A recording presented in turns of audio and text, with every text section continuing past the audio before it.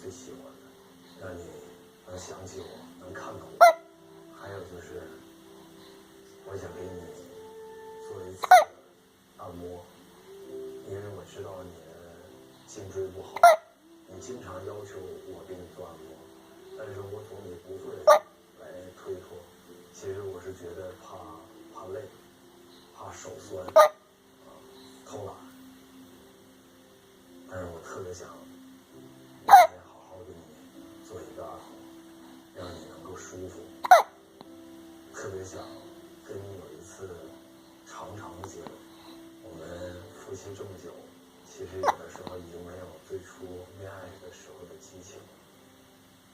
明天我不管你是什么样的反应，什么样的状态，我一定要抱紧你，狠狠的亲你。